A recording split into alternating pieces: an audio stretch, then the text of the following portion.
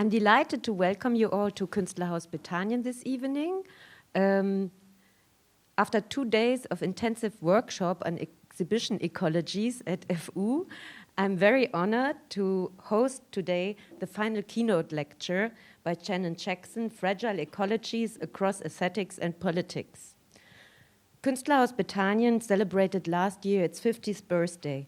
Since 1974, we have provided artists from all around the world with workspaces, visibility, and a platform for dialogue and critical engagement with contemporary issues.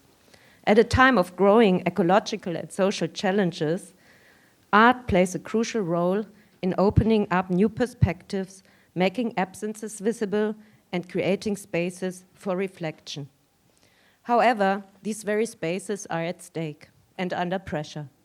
Künstlerhaus is affected by severe cuts, like most of Berlin art institutions. An alarming sign at a time when independent art and open debates are more urgently needed than ever. This makes it all the more important to reconnect art and education and to support initiatives like exhibition ecologies, which address interdisciplinary questions and bridge artistic and academic perspectives. Thank you for being here. Thank you, Antje, for having us. And I can just underline how important it is to have these allegiances building within not only the city of Berlin, but also across the globe. And you already mentioned that we had this already 2 days of a 3-day workshop on exhibition ecologies, which right now focuses on an exhibition analysis rather within the realm of art history, but we are looking into expanding this, of course, also to the curatorial and the artistic field, and this is also why we're here today. And Shannon really embodies this kind of transdisciplinary approach, both in terms of her work, of course, but also the positions that she holds. So she's also, she's both a professor in the Department for Theater, Performance and Dance at Berkeley, UC Berkeley, and she's also the chair of the art history department and also took over the lead of the environmental humanities initiative last year. And we have our conversation about ecological thinking and ecological concerns kind of started almost 2 years now in Berlin, and then we moved over and had some more conversations in California. And it was really important for us to have you here as one of the 2 keynotes. So the keynote by Hannah Bader yesterday was taking place in Dahlem in our more academic setting. And today we wanted to open and bridge the conversation and also go across the different aesthetics and politics in different artistic fields and practices. And I think one of the key questions that we've been discussing the past 2 days is also the question how how important it is still to talk about climate issues if there's other issues really at stake as well. And I think in your presentation, you really make the connection how deeply entangled ecological questions and the current political the change of the political climate. So it's not only the ecological climate that is changing, but the political climate is changing, and how this is really deeply connected, and that we cannot think it of as separate, right? And so one of the things that you just started to work on is this, it's funded by the Mellon Grant, is a counter-imaginary in authoritarian times, and I think we'll be also addressing this a bit. So I think this is really providing us a good overview and insight into the entanglements of politics and climate issues. And so, without further ado, I want to give you the stage.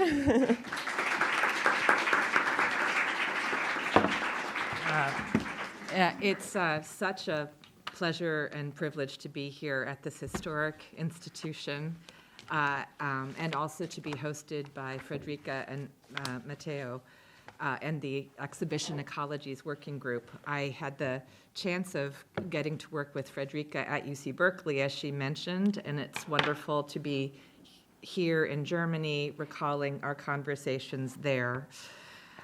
Even as she said, we are reckoning with a political landscape that is ever-changing and thinking about the relations between there and here. You'll hear me doing that. So, fragile ecologies across aesthetics and politics. I lighted upon this title earlier in the fall, talking with Fredrika. We went through a few different permutations, thinking about different frames. Around that time in the fall, the coalition government in Germany had broken down. Around that time in the fall, we were looking ahead to an election in the United States where voters were going to choose between Donald Trump and Kamala Harris. And here we are now. The daily history of the last few months, even the last few weeks, have given me new lessons into what I thought I might have meant by that title. And to invoke Fredrika's introduction at the end, it's also given me and my co-researchers, my co-PIs, new lessons into what we thought we were doing when we proposed to the Mellon Foundation to do a 3-year project on the role of the arts in a time of authoritarianism. Became all too relevant, and I'm really trying to figure out in real time and want to help work with you about what that means. So as it turns out, I'm sure this audience knows, the fragilities of the ecological have a lot to do with the fragilities of authoritarianism. Indeed, from a certain perspective, they have everything to do with each other. As numerous economists and political scientists have argued, and I'll just quote one article, climate change breeds authoritarian attachment.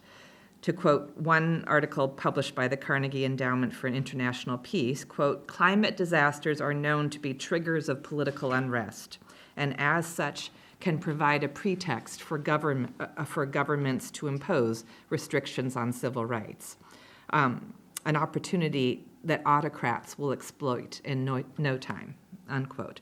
Happen in lots of different regions of the world. There are then, you could say, structural as well as psychic incentives for autocrats to deny climate change. If authoritarian attachments brew in a time of infrastructural catastrophe and economic fragility, then arguably it serves autocrats to keep climate change coming, even as they deny that it's happening. Obfuscating the prime source of the disaster might actually be convenient, precisely to ensure that citizens of the planet remain in a kind of confused state of peril and infrastructural precarity. So, fragile ecologies indeed. Here we are now in February of 2025, only a few weeks after the re-inauguration of Donald Trump, reeling, I am, at the chipping away, or after Elon Musk, the wood chipping away, at the remnants of our democratic process and our frayed constitution. Here we are now in February of 2025, a few days after an election in Germany, with more questions ahead about what kind of government, indeed what kind of governance practice you'll have ahead for yourselves here. So we're reckoning between relations between then and now, as well as here and there. I'll proceed with what I thought I was doing, what I thought I was going to do, but I'll invoke along the way the authoritarian elephant in the room, if you know that phrase from English, even as I try to stay on course. So perhaps it's best to just jump into some art making that could serve as some scene setting. The opening of the new Institute for Contemporary Art in San Francisco, sited in the Dog Patch neighborhood, unfolded in a former children's gym with a large-scale video of installation entitled This Burning World. This was an ambitious piece conceived by Jeffrey Gibson, indigenous media artist, just before he became the first indigenous artist to represent the United States at the Venice Biennial. The exterior of the hangar-like gym was painted with the geometric patterns and festive colors one often sees in Gibson's textiles and sculptures. Inside, Musical sound and flickers of light drew visitors, and I'll do this one more time, drew visitors into the space, covered with a 10-screen installation. Gibson's camera gently and intimately focuses on the vibrant vegetation of a forest. It lingers on the jewel-like drops of water and pans across the rushing flourish of a creek. Gradually, these landscapes start to undergo a kind of undoing as repetitive geometric patterns weave and layer themselves into the image, so that the images, if you got a sense of it from my iPhone documentation, kind of internally divides the image. As these hybrid landscapes grow, a sound of a woman's voice would rise and syncopate, mingling with the sounds of the forest, whose life forms stake their claim. Song carrier Joan Henry contributed her voice, but also her bodily image, one that extended and received offerings to and from the earth, while also allowing itself to be divided by those same geometric patterns. As viewers took in the images that surrounded them, they were in danger of stepping into one of two troughs of dirt at their feet. Gibson specified that ICASF would dig into the floor of the gym, cracking through the concrete to expose the dog patch ground below. In the ever-expanding corpus of ecological art, we find an ever-expanding understanding of what it means to be fragile, to live in a fragile world undone by human behavior. As artists like Jeffrey Gibson sensitize us, to the fragile entanglements of the planet, they and we reckon with unwelcome forms of planetary changeability, the fires of our burning world, which we had in January in California, as well as its droughts, hurricanes, and floods. These ecological crises are, of course, linked to histories of human action and inaction in the ongoing care of the planet. Perhaps more pointedly, for those implicated in Euro-American colonialist legacies, this reckoning also involves an unsettling of the human as an autonomous and volitional figure, and of human agency as some kind of propeller of progress. It means not only considering how the human can take better care of the world, but more fundamentally reckoning with the codependent porosity between the so-called human and the so-called world. That is, reckoning with how the world is already burning inside of us. As an aside, and toward that elephant in the room, it's of course this kind of fragility, this kind of human decentering that perhaps an authoritarian personality cannot abide. Fears of being decentered propels fears of replacement, if you know replacement theory in the United States, but also the ultimate replacement of whether the human species itself can withstand what's ahead. So while one perspective might lament that climate change has propelled us into a state of fragility, another reminds us that fragility was always already there. Okay, having shared an art piece from over there and back then, let's come back to here and now. How about if we recall Frederica and Matteo's call to remind us of why they were gathering us here?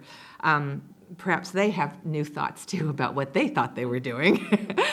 But their call on exhibition ecologies, I'd like to invoke it, started off this way. Over the past decade, there has been a significant increase in research, both in exhibition studies and in environmental humanities, particularly at the intersection of art and ecology. However, a cohesive interdisciplinary field combining these two areas has yet to be fully established. They went on and elaborated further. I won't read the whole thing, but I'll share more to ask more questions about what they thought they might be doing and what we might all be doing. The conceptual framework of exhibition ecologies explores the multifaceted relationship between exhibitions and ecologies, resources, aesthetics, media, and technology as a global phenomenon. These interrelations are understood as a multiplicity of ecologies within and surrounding exhibitions, encompassing the material, systemic, political, and historical conditions that constitute exhibitions. Furthermore, the framework considers the temporal, intellectual, and aesthetic dimensions of exhibitions, positioning them as cultural practices that shape and mediate ecological and planetary understandings.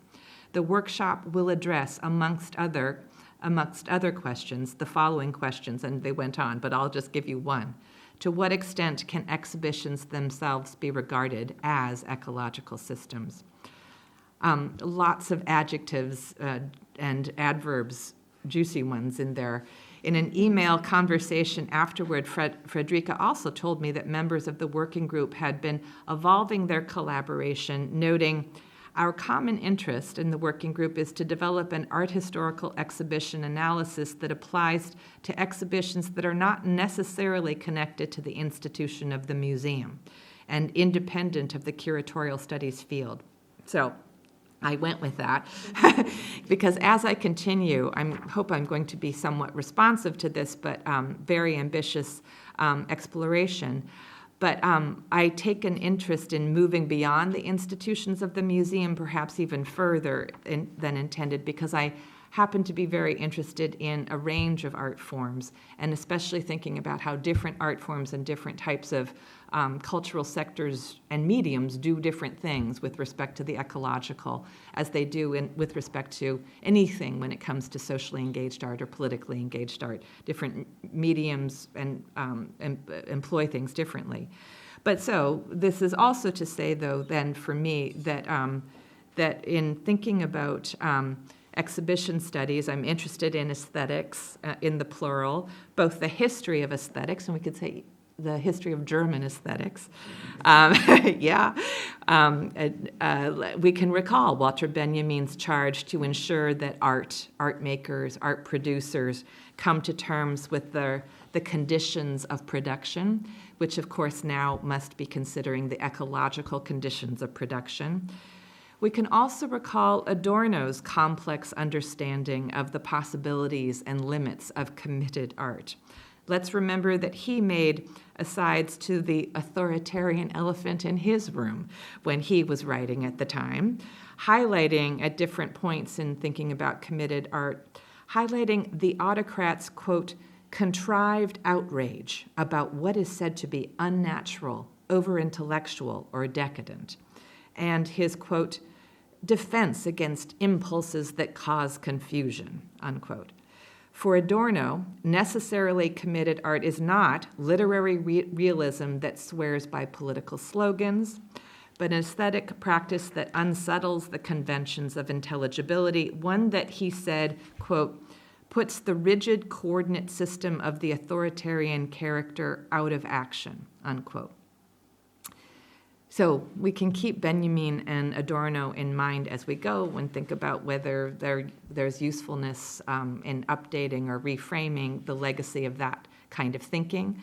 But for me also, aesthetics in the plural is about considering multiple art forms, and you see my outline coming forward, about what it is to consider visual art, yes, as well as live performance, theater, music, dance, as well as literature, film, video, and more.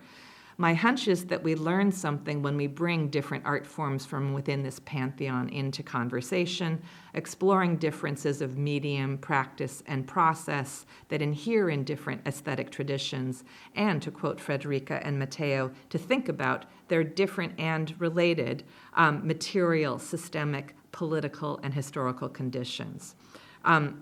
Ultimately, for me, when I tend to write or pick art projects to write about, it's often a hybrid aesthetic. I'm most interested in aesthetic practices that join genealogies of text and visual art and performance, and also am particularly interested in projects where that often an art form might marshal the medium of one art form to undo the conventions of itself. And that there's a way that strategy actually can expose the ecological. But for starters, I still think it's important to think separately if somewhat simplified, about different artistic genealogies. And so I'm going to go back to basics with some apologies for the simplification, just to try to give you a sense of trajectory of what I mean. So just briefly, consider the book as a material object, next to also, of course, the digitized text, variously copied, printed, PDF'd, and circulated in soft and hard copies throughout the world. Consider paint as a material in image making, next to other sculptural or graphic forms. Consider paint's viscosity, its layers, its brushwork, its methods of application, as well as its fragilities in time as it cracks, discolors, and fades. Consider sculpture's various materials, as well as, of course, the environmental conversations that those materials have provoked in sculpture's expanded field. Consider the screen as a material in film, in television, and video, its technologies of recording, mixing, projection, reproduction, and circulation, as well as the so-called obsolescence of every new technology serially replaced by the next one. In live performance, consider all the materials assembled to put on a show, in particular the embodied material of the so-called human performer, as well as the well-rehearsed challenges of preserving a form that sometimes is celebrated and sometimes fetishizes and sometimes laments its so-called ephemerality. Different art forms are different ways of assembling time and materials in an ecology of practices, whether or not they use the word exhibition, or I'm pushing farther. We've talked this morning about thinking about exhibition as demonstration, exhibition as exposition. How might it be, though, that what might it be to bring these different art forms together? Partly because it seems to me that the line that divides these art forms is itself fairly fragile, even if our professional networks, our intellectual networks, our funding models make these artistic boundaries seem somewhat more firm. My own feeling is that the current moment, the climate moment, the authoritarian moment, requires more coalition amongst different art sectors. And as I suggested above, I also think that they often deploy the techniques of each other. But the comparison across art forms can also bring a sense of yourself and your own practices into sort of higher relief. This is also to say that so many art sectors are now in the crosshairs of authoritarian regimes, to invoke Frederica's introduction. And all share, of course, the same perils of the planet, so more reasons for coalition there, too. So having expanded on a visual art notion of exhibition and thinking beyond it to demonstrations and expositions and other art forms, let's reflect then about what it means to bring the environmental humanities together. I think I dropped us. Okay, I'm going to get there. And also think more about environmental humanities and what it's bringing as in terms of an ecological imagination. An environmental humanities perspective now might tell us that an ecological imagination will upend the binaries that make sense of many of our lives. Whether mobilizing the science of physics, biology, or geology, we now reckon with the ecological interdependence of various forms of life, as well as the permeation amongst cells, biomes, fluids, chemicals, and minerals. Various environmental humanities scholars have reached for different languages to elaborate this fundamental permeability amongst discrete materials. They use language like assemblage, embedding, entanglement, enmeshment. Timothy Morton uses the language of mesh. Karen Barad uses the language of interaction. Anna Singh, the more than human, to expose altogether the hyper-relationality of a performative non-humanism. Paradoxically but potently, then, the environmental humanities has had to turn its own critical lens on the human in the humanities. The permeability, then, of the human in the humanities, the fragility of the human in the humanities also depends upon a different conception of time, welcoming the language of flux, fluidity, endurance, and multi-temporality, of flowing and burning of entities that only appear to be solid and static, along with a confounding and a redirecting of processes and art forms that only seem to obey temporal sequences of beginning, middle, and end. It must be said, if we're thinking about the sort of simultaneity of entities and beings, and also the simultaneity of different, supposedly different timescales, it must be said that this environmental humanities conception of assemblage echoes belatedly many indigenous and decolonial worldviews that would not have assumed a differentiation amongst living species in the first place, nor would they have assumed a sure separation between epochs of time, between past and future, between ancestor and descendant.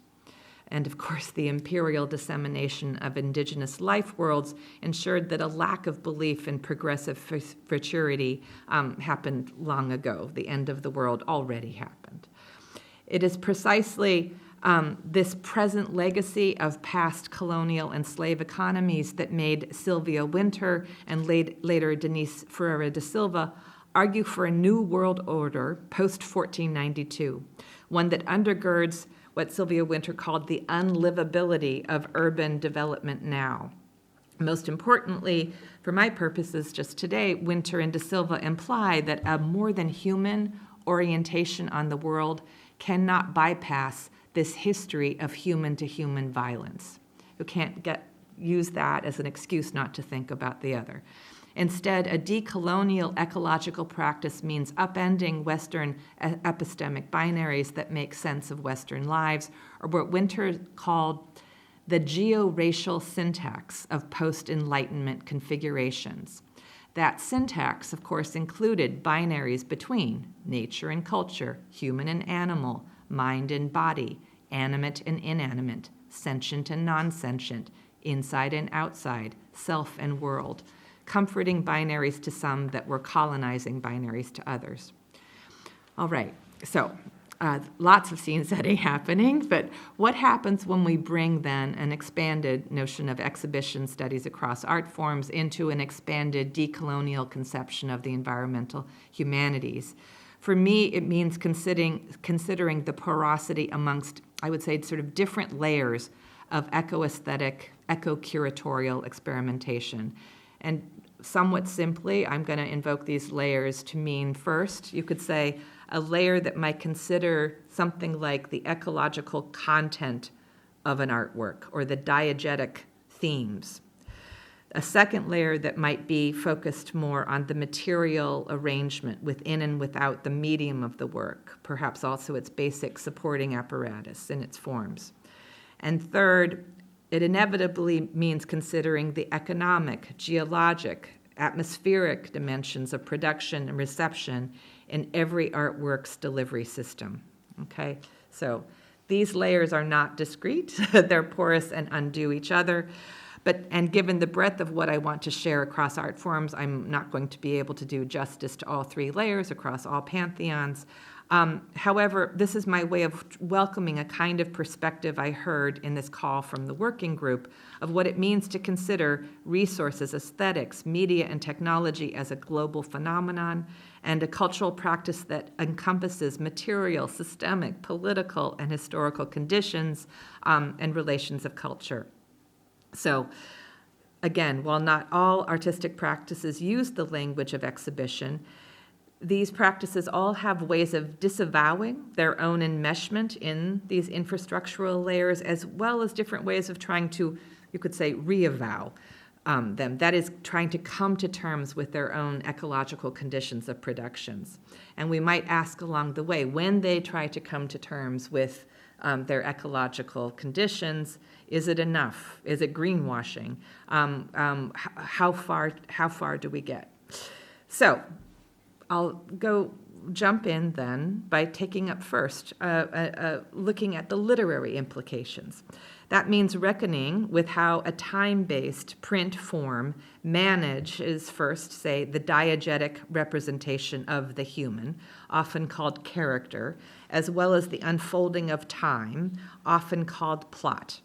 In his book, The Great Derangement, again, back to basics, In his book, The Great Derangement, Amitav Ghosh has offered a thoughtful and influential exploration of such conundra. This is a literary writer who gets quoted by a lot of people in the art world, so I thought he might be familiar. Surveying shifts in aesthetic strategies, Ghosh recalls how literary conventions of representing time and space narrowed in the history of the modern novel. He also considers conventions of rendering character and the tendency to isolate the specificity, agency, and interiority of a human character. As he says, what is the place of the non-human in the modern novel? To attempt to answer is to confront another of the uncanny effects of the Anthropocene. It was in exactly the period in which human activity was changing the Earth's atmosphere that the literary imagination became radically centered on the human and also on that volitional interior propeller of the human subject. Inasmuch as the non-human was written about at all, it was not within the mansion of serious fiction, but rather in the outhouses to which science fiction and fantasy had been banished. So such stylistic moves also had the effect of setting, you could say, the human figure apart from other enlivened and lively elements of the world. That was the condition, according to Ghosh, of being modern in the modern novel, differentiating the setting from the character. The ability of a writer to make formal separations around the human character in time, plot, and in a differentiated world setting, character, plot, setting, was a condition of creating a modern work of fiction. Why, asks Ghosh, did narrative forms that welcome the non-human have to be classified as a subliterary genre in science fiction? Or, more pertinently, what deranged conspiracy is afoot when this aesthetic trajectory in the representation of the human coincides with climate degradation by the human? The paradoxes pile up. But this is one way of, you could say, foregrounding the literary's human-centered themes and forms, its diegesis and its formal apparatus, how they're imbricated in eco-atmospheric conditions. Of course, one has to question the sub in subliterary and some of Ghosh's own categorical judgments, and question the terms that Ghosh uses to critique and recover an eco-conscious literature. And while not ever fully recovering from that outhouse analogy in framing the status of science fiction, he does go on at different points to foreground non-modern epic traditions as historical resources for more than human ecological thinking. This is one place where he does. Nowhere is the awareness of non-human agency more evident than in traditions of narrative. In the Indian epics, there is a completely matter-of-fact acceptance of the agency of non-human beings of many kinds. I refer not only to systems of belief, but also techniques of storytelling. Non-humans provide much of the momentum of the epics, and in the Greeks. In the Iliad and Odyssey, too, the inventions of gods, animals, and the elements is essential to the machinery of narration. This is true for many other narrative traditions as well, Asian, African, Mediterranean. So just super briefly, but taking these nuggets from Ghosh's thinking, one might arguably say that some of the most transformative contemporary eco-literature has found a way to carry forward the strategies of the epic. So these are genres from literary genres. If any of you remember or have been part and understand the difference between dramatic, lyric, and epic, we're thinking about the epic right now. Whether or not these are forms called cli-fi or sci-fi, Afrofuturist or indigenous futurist, or sometimes simply and problematically good literature. What's considered good? That's a big one in climate art, right? Consider very briefly the Nigerian-American writer Nededi Okorafor, whose work has enjoyed and endured most all of those labels I just trotted out. Her African futurist socioclimate texts rethink novelistic theme and form within the motifs of a Yoruba cosmology. Onye, the central character of, for instance, one book, I'll just quote briefly, Who Fears Death, is an Eshu character, one who changes shape, bodily merging and reconstituting across species and vegetal forms. Like other epic characters, Onye also endures life with knowledge of her eventually fated death, a coincidence that means living with different temporalities at once. So this multi-species, multi-temporal orientation on the world, you could say, chimes with the necessary reorientations of an ecological imaginary, even if it also puts pressure on the novel's narratology, how it tells the story. Onye's interior monologue describes herself in external transformation. And you'll have a quote like this, where she says, "I hopped around my fallen bandages, all vulture except for a wing that was a hand. I squawked angrily, jumping out of my clothes. I couldn't fly with one hand." And fought a claustrophobic panic and tried another shape, a snake. So here she is from inside an interior monologue, a novelistic tradition, trying to describe herself in exterior. So this is what I mean about whether this multi-species orientation can be held in the novel form, but we're trying here. Same with when it comes to time. At different points, she tries to convey not only changes in her shape, but also her multi-temporal existence.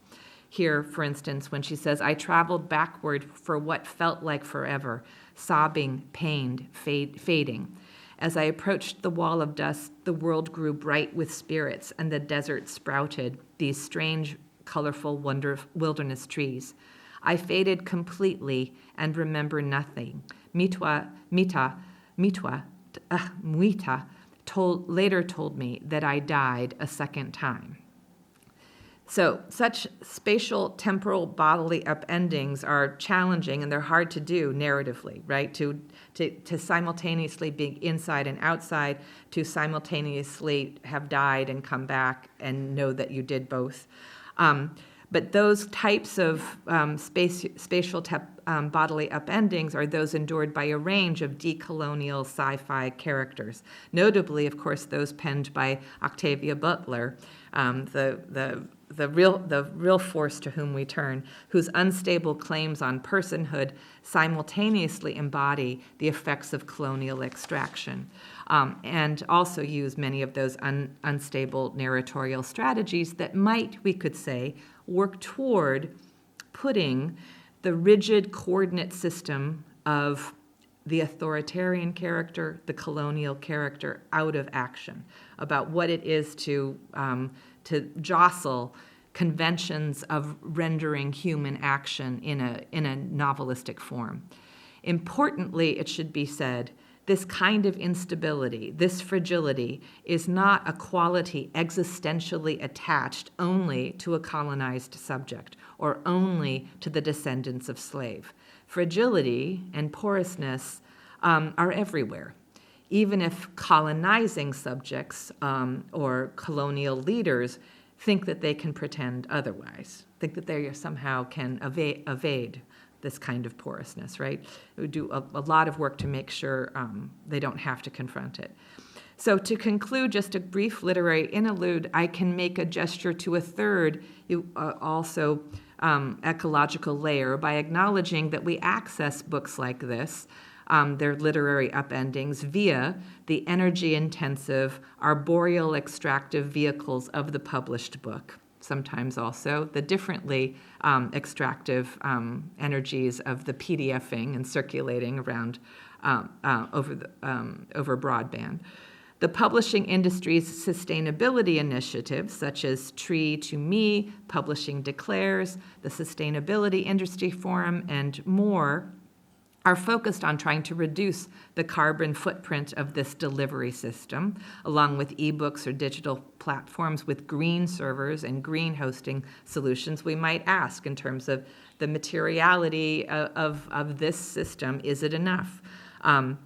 There are other kinds of gestures, too, from within the artists themselves, of course, that try to make the book an object of ecological contemplation. Say recently, Dave Eggers' most recent tale, Told Through the Eyes of a Dog, is published as an object with a bamboo wood cover. Or we can consider literary initiatives like the Future Library Project in Norway, where books are buried for 100 years to become vehicles for trying to conceive longer arcs of time, books that are brought into that, into its archive won't be revealed for 100 years. And again, trying to get a sense of temporal scale via the object of the book. But you could also say turning the library into a kind of public art installation. Sometimes the ecological support system of the literary might become more visible when it takes shape through an extra literary form, here a long-term public art project. Okay, moving ahead more briefly to think about visual art, much more in the wheelhouse of this institution. In its expanded form, we can consider how mediums, systems, and infrastructures of other art forms are recalibrated here by a more than human orientation. While novelists might rethink character, visual artists might rethink figure. While novelists rethink plot and setting, visual artists might rethink landscape and ground. In a more than human imaginary, of course, the human figure is blurred, decentered, dispersed, off-kilter, neutralized, kind of like abstraction, kind of like action painting, kind of like abstract expressionism. We can ask about those genealogies. But where conventions that differentiate the figure from the ground are undone as well. But what if we take up landscape in a visual art historical discourse? We could follow W.J.T. Mitchell's argument on how the perspectival conventions of depicting landscape as, quote, a space to be entered, coincided with the colonizing practices of empire and its economies of extraction. Given that aesthetic practice, how do artists now represent landscape differently to resist the entrance of the colonizer? How does a different aesthetic landscape practice sensitize viewers to ecological enmeshment? Indeed, Kate Morris asks similar questions in her study of landscape in contemporary Native American art and its so-called anti-invitational mode of address, another way of putting rigid coordinate systems out of action. Consider her elaboration of the paintings of James Lavador, one who, she says, works in two strains. The first strain of paintings depict primal landscape shrouded in haze and consumed by fire. The second strain is far more abstract, characterized by pronounced drips and flows of paint and overlays of opaque washing. Both of these strains in Lavador's painting, says Morris, are inspired by landscape, the forces of nature, the properties of paint. As Lavador puts it, in paint, and I'll go back here, there is hydrology, erosion, mass, gravity, mineral deposits. My intent is to display the occurrence of landscape inherent in the act of painting.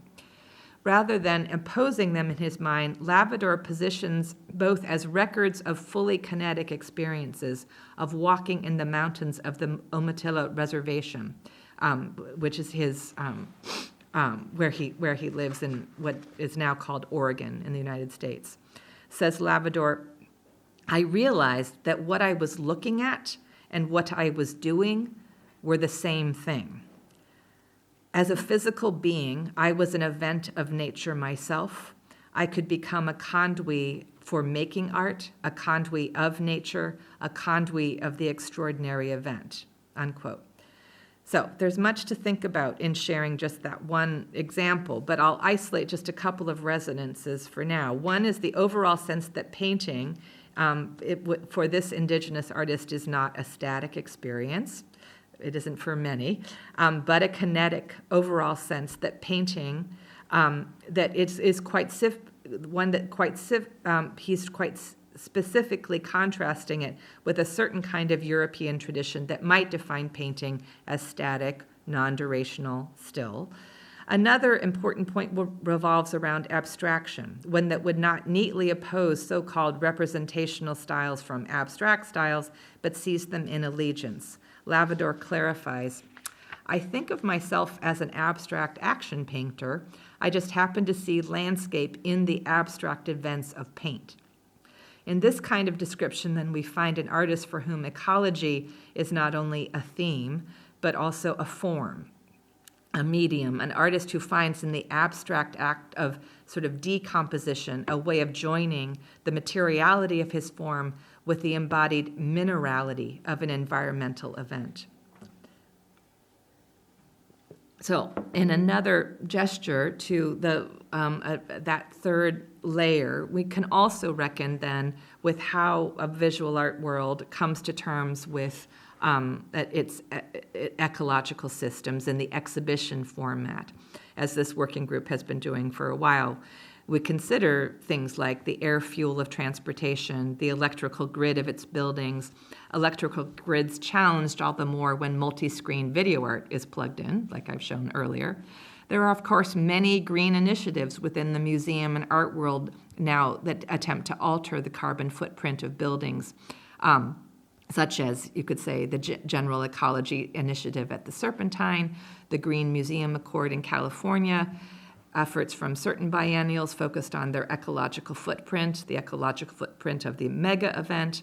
The Gallery Climate Coalition is attempting to be one of the most significant multi-organizational platforms for addressing climate impact in the for-profit world of the gallery setting. So, are these enough? Are these gestures that are only greenwashing the art world rather than deeply engaging in the material, systemic, atmospheric conditions that this working group wants to challenge?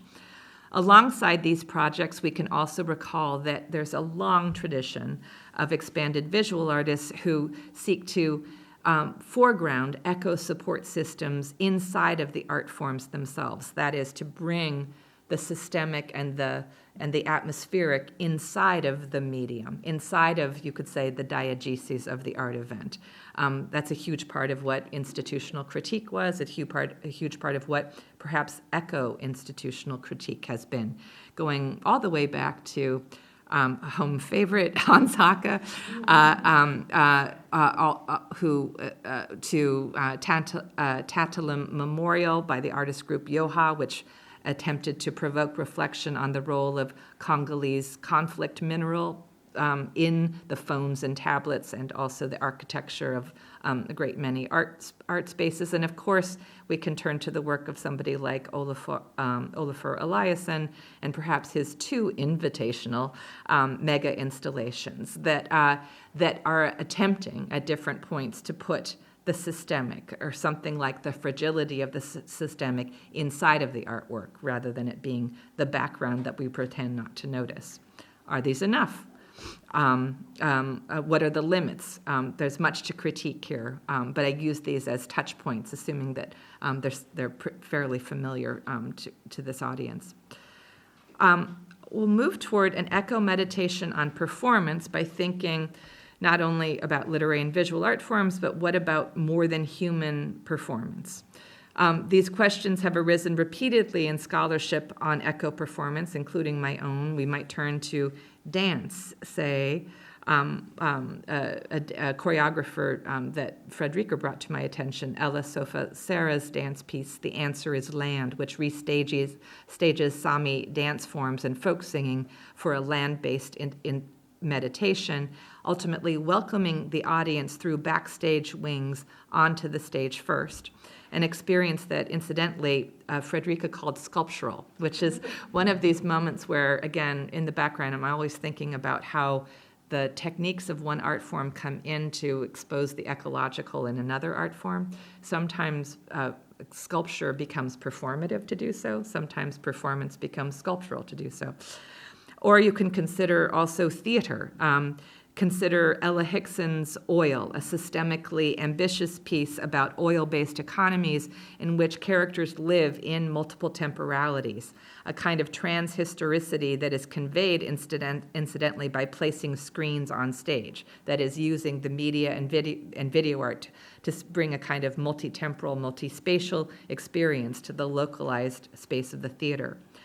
Categorical questions about what we mean by performance continually arise within eco-performance studies, including in the more recent work of Lisa Warnarski, whose recent book on eco-dramaturgy spans across, as she says, site-based forms, participatory forms, immersive forms. Wait, do I have?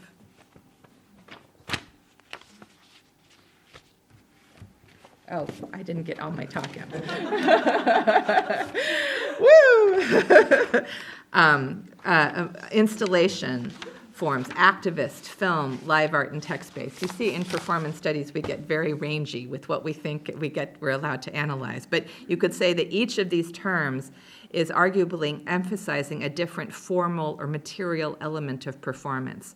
The spatial part of performance in sight, the interaction part in this notion of participation, the surround of immersion, the action of activism, the image screened in film, the embodiment of live art, the language of text-based plays. All different kinds of materials and mediums are getting deployed and differently emphasized, but each might create a different kind of aesthetic bridge, not only to the other art forms, but between performance and the ecological. Indeed, if we take the challenges of more than human figuration, the arenas of dance, theater, media, and performance seem to offer possibilities and withdraw them sometimes in the same breath.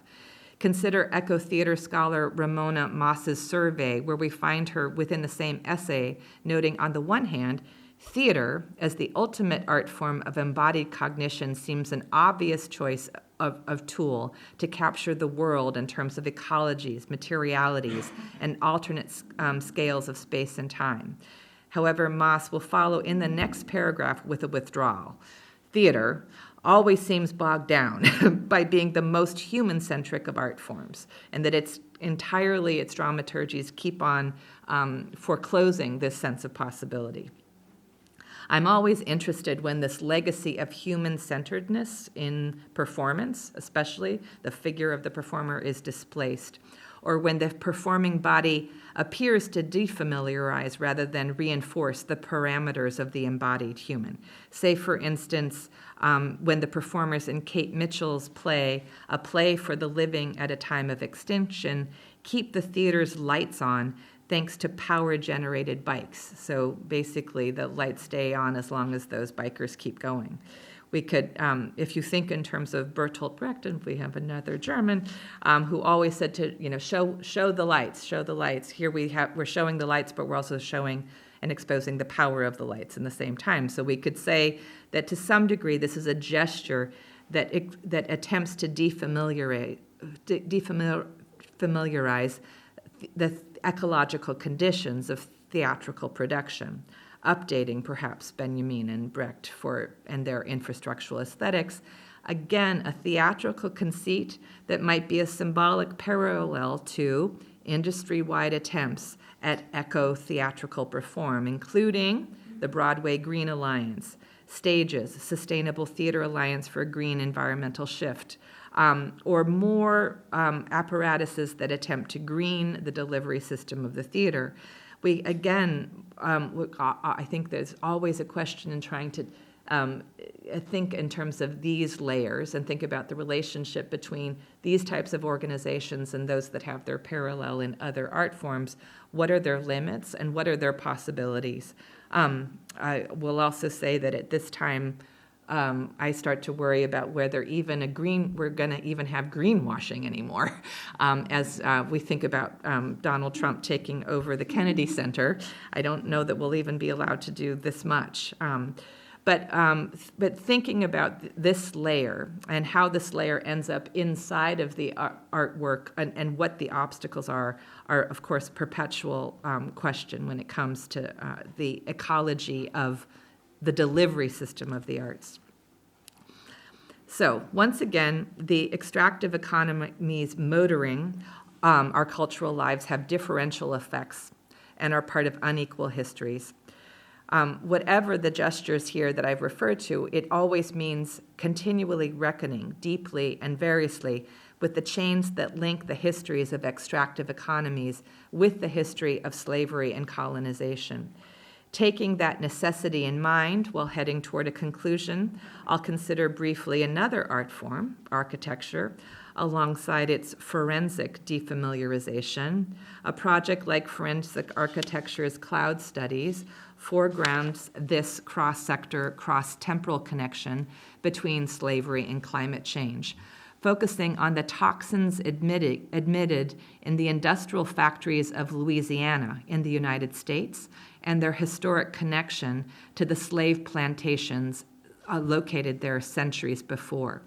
The so-called plantation-to-plant relation thus exemplifies a potent trans-temporal one unexplored under a title that simultaneously doubled as a provocative prompt. If toxic air is a monument to slavery, how do we take it down? Forensic architecture remodeled the deathly conditions of the past in a recomposed forensic use of architectural tools. They visually aligned the plantation house with the factory house, the swirls of smoke of the cotton gin with those of future factories. They also used sensors and heat maps,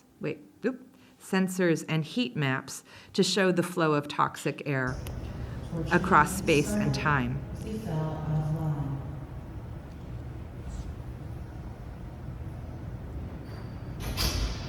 These are the sensors and heat maps across space and time that are now undergirding the chronic sickness and terminal illnesses of the current population of a region in the United States known nationally as Cancer Alley. So we might then also consider this piece, but also consider the recent history of exhibition studies and the geopolitical landscape in which forensic architecture does its work.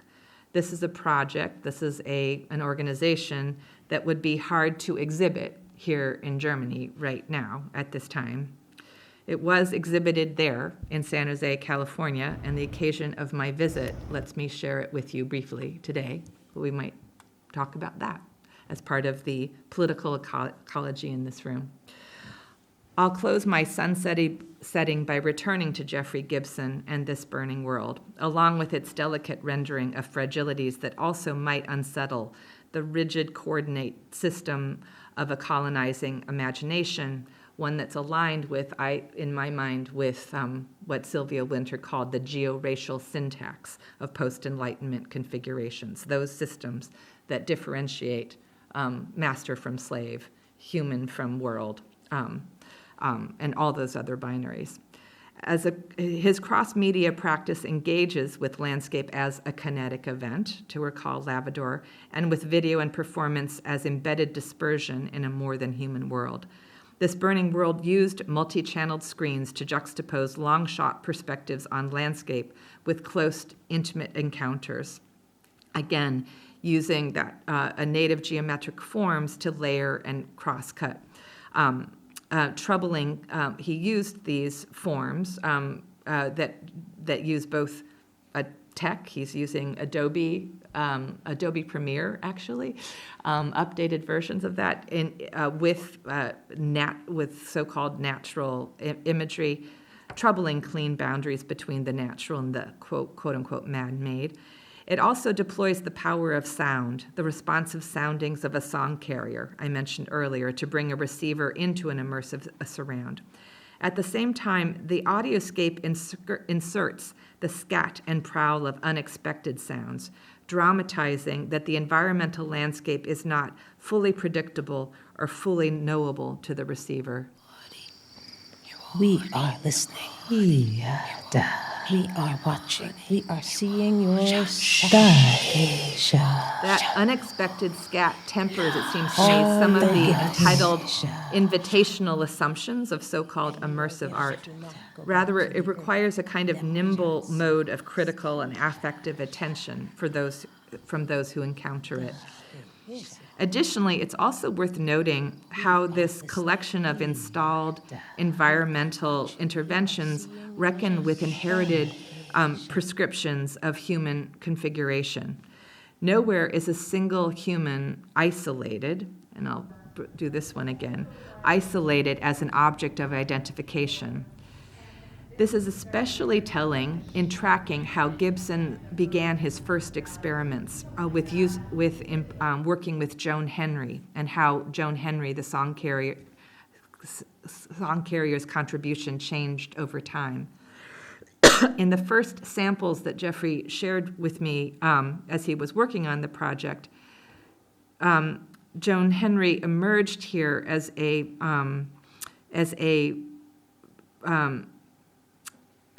beautiful, fully depicted figure carrying objects, as her voice clearly emanates from her face and body.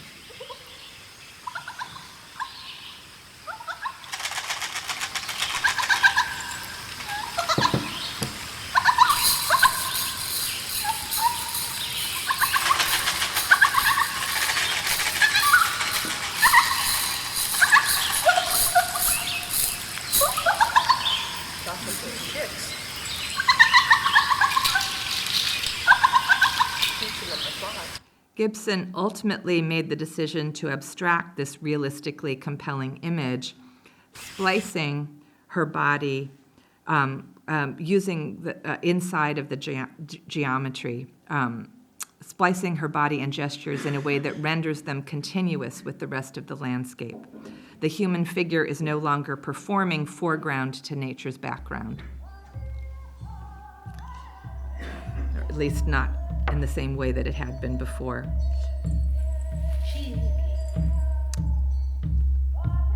So rather, various elements of the non-natural natural world exist in a lateral plane. One could say that move, even from an artist who started one way and went to another, might be a gesture toward a post-anthropocentric dispersal of a human figure in relation to the liveliness of all life forms. To recall Onye and Okorafor's narratology, this formal life and liveness means fighting claustrophobic panic as it blends into the background, trying for another shape, and then even eventually fading into the background. Or to recall Sylvia Wynter, it unsettles the georacial syntax of post-Enlightenment configurations that would divide nature and culture, human and animal, mind and body, animate and inanimate, inside and outside, self and world, binaries that also differentiate and hold up that inherited aesthetic syntax of figure and ground, plot and character, artist and artwork. To recall James Lavador, this can be a kinetic event where what I am looking at and what I am doing are the same thing. So it's important to reiterate that, again, permeability and porousness or fragility are not qualities that are that indigenous or colonized citizens of the planet own or endure on their own. The fragility is everywhere, but those with more power and resources can pretend that they don't endure it, that environmental porosity doesn't bedevil them. It is arguably for this reason that those who seem to more explicitly embody the inseparability of everything become scapegoats of those fearful of reckoning with the anxiety of their own fragility. To conclude, I'll admit once again that these are necessarily brief scenes from a project that wants to explore a range climate change across multiply expanded forms. In recalibrating these discourses for a climate-responsive cultural practice, we can find ourselves inhabiting a world of interdependent life forms and art forms that might be new to a Eurocentric colonial worldview, but quite old, sacred, and even obvious from an indigenous worldview. Again, this is a précis of a much larger attempt at an exploration. As I noted in my opening of this burning world, it sits atop the dirt of Dogpatch, a neighborhood that got its name from feral dogs who used to run wild throughout that neighborhood. It's worth remembering that the word feral denotes a species whose life is not dependent on the life of another species, including the domestic species we call human. Without overstating its ambitions, this is one artwork, it has its problems, we might still think of this burning world as a gesture that unearths the critical potential of Dogpatch's genealogy and its geology. It is just one of many, many examples of an ecological aesthetic that seeks to reveal a vibrant kineticism and a mixing of materials and temporalities, one that exposes a world whose fragile livingness is not centered in the human figure and ultimately won't need the human at all. Thank you.